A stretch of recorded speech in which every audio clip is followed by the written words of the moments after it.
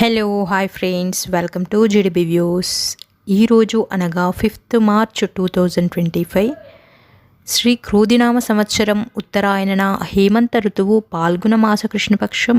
ఈరోజు బుధవారం, షష్ఠి కృత్తికా నక్షత్రం. ఈరోజు ఓంకారం కార్యక్రమంలో గురూజీ గారు తెలియచేసిన యోగక్షేమం, మంత్రబలం, పూజా విధానం ఏమిటో తెలుసుకోవడానికి వీడియోని స్కిప్ చేయకుండా చక్కగా వినండి. చక్కగా ఎక్స్ప్లెయిన్ చేస్తాను. అలాగే వీడియోని లైక్ చేయండి. అలాగే సబ్స్క్రైబ్ చేసుకొని వాళ్ళు సబ్స్క్రైబ్ చేసుకోండి. అయితే ఈరోజు షష్ఠి కాబట్టి ఈరోజు మహాస్కందాయ నమః అనే నామాన్ని జపించాలి.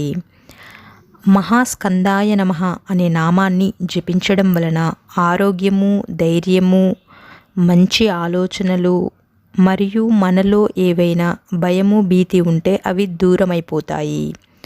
అంతేకాకుండా మనకి శత్రు విజయం అనేది ప్రాప్తిస్తుంది. ఓం మహాస్కందాయ నమః. మహాస్కంద అంటే సుబ్రహ్మణ్య స్వామి, మహాసేన అంటే సుబ్రహ్మణ్య స్వామి. మహాసేన శివసేన స్కందుడు, విష్ణుసేన విష్ణువుకి సంబంధించినది, ఇది శివునికి సంబంధించినది మహాసేన.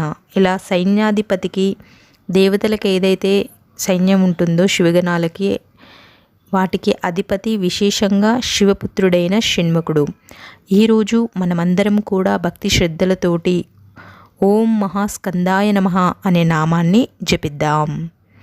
ఓం మహాస్కందాయ నమః, ఓం మహాస్కందాయ నమః, ఓం మహాస్కందాయ నమః అనే నామాన్ని అందరూ చక్కగా జపించండి. ఖచ్చితంగా ఆ భగవంతుని యొక్క అనుగ్రహం మీకు ప్రాప్తిస్తుంది. స్కందుని యొక్క అనుగ్రహం ఉంటే ఎన్నో లాభాలు ఉంటాయి. స్కంద అంటేనే చాలా ప్రేమతో కూడినటువంటి నామము. చక్కగా జపించండి, శుభం జరుగుతుంది. ఈ నామాన్ని 108 సార్లు జపించండి. పూర్ణ ఫలం అనేది కలుగుతుంది, అద్భుతమైన శక్తి వస్తుంది. ఇక ఈరోజు మంచి మాట, విత్తనాలు భూమిలోకి వేస్తే, అంటే ఏ విత్తనం భూమిలోకి వేస్తే అదే చెట్టు అయ్యేది వస్తుంది. అదే ప్రకృతి.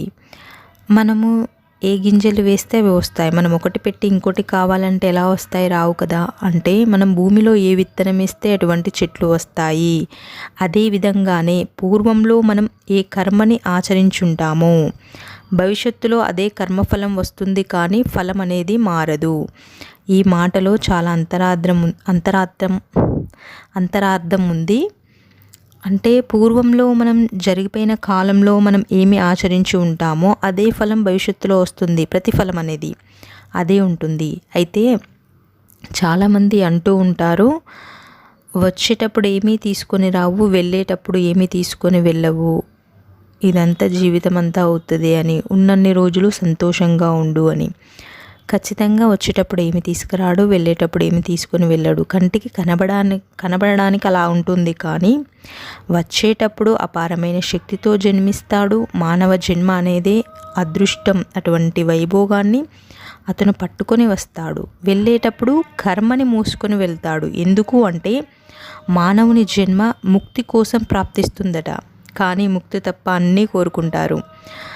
అయితే మాటలు ఎలా అయిపోయాయంటే, లైఫ్ ఈజ్ వెరీ షార్ట్, ఇలా అయిపోయింది, లైఫ్ చాలా చిన్నదే. అవును, కరెక్టే, కానీ 100 ఏళ్ళు అనేది చిన్నగా కనిపిస్తుందా? చాలా ఈజీగా తీసేస్తారు. ఏదో ఒక చిన్న జీవితం అంతే. ఏదో పురుగులకి కొన్ని క్రిమి కీటకాలు ఉంటాయి, వాటికి 5 రోజులు అలా ఉంటాయి అన్నట్టు వాటి జీవచర్య అనేది. అలా అనుకుంటూ ఉంటారు, కానీ జీవితాన్ని జాగ్రత్తగా కాపాడుకొని ముక్తి మార్గాన్ని కోరుకునే వాళ్ళు, అయ్యో దేవుడా నాకెందుకు ఇంకా ఆయుష్ అని, అదే చాలా గొప్పది ముక్తి మార్గాన్ని కోరుకునేవారు. లోబికి 1000 సంవత్సరాలు ఇచ్చినా కూడా వాళ్ళకి తక్కువగానే ఉంటుంది. ఈ వర్డ్స్ అనేవి యూజ్ చేస్తూ ఉంటారు కదా, అటువంటి వారందరూ లోబి అన్నమాట. దాని నుంచి మనం మాట్లాడే మాట ఏమిటి అంటే చాలా విలువైనది. దాని వెనక ఎంతో గూఢార్థం అనేది ఉంటుంది. సో ఆ మాటల యొక్క విలువలు కూడా పెరుగుతూ ఉంటాయి. జీవితం ఎంత గొప్పది అనేది, అసలైన ముఖ్యమైనది 4 రోజులు బతికినా గొప్పగా బతకాలి అని అనుకోవాలి.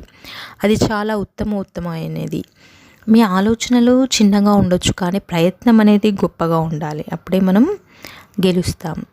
అయితే ఈ ఒక మాట యొక్క అర్థం ఏమిటి అనేది గురువుగారు తెలియచేశారు. మన జీవితంలో ఏ కర్మను తెలియచేస్తామో అదే అనేది ప్రతిఫలం అనేది ఉంటుంది.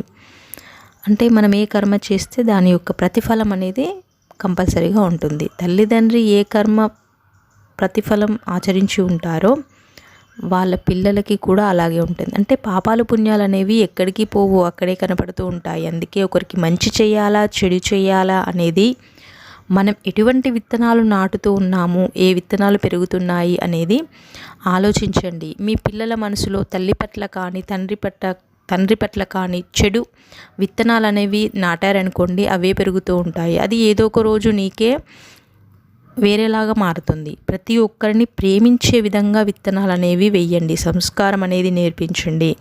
విద్య అనే విత్తనాలను వేయండి. జ్ఞానం అనే విత్తనాలను వారిలో వేయండి అని ఇటువంటి మంచి విత్తనాలు ఉంటాయి కదా, అటువంటి గుణాలన్నింటినీ నేర్పించండి అని గురువుగారు చెప్పారు.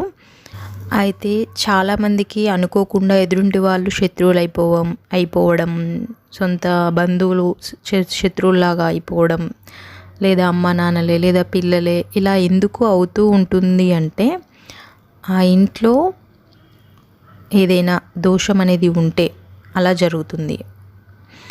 ఒకటి సర్వే చేశారు, ఒక అపార్ట్మెంట్లో ఎన్ని ఉన్నాయి అనేసి, ఎన్ని స్క్వేర్ ఫీట్స్ అనేవి ఉన్నాయి అనేసి దాంట్లో ఒక సర్వేలో ఒకటే యూనిఫామ్లా కట్టారు. ఆ ఇళ్ళల్లో అంతా అదే సమస్యలు ఉన్నాయి. అంటే ఒకేలా కడతారు కదా, అలాగే ఆ ఇళ్ళల్లో అందరికీ ఒకటే సమస్య మొత్తం అలాగే ఉన్నాయి, కానీ డిఫరెంట్ సమస్యలు ఉన్నాయి. అప్పుడు వీళ్ళు ఫైండ్ అవుట్ చేశారు, అవును వాస్తు అనేది సైంటిఫిక్గా ఉంటుంది, హెల్త్ ఇష్యూస్ కానీ మానసికంగా కానీ ఏవైనా కలుగుతాయి అనేసి ఒక నమ్మకం అనేది ఏర్పడింది విజ్ఞానానికి.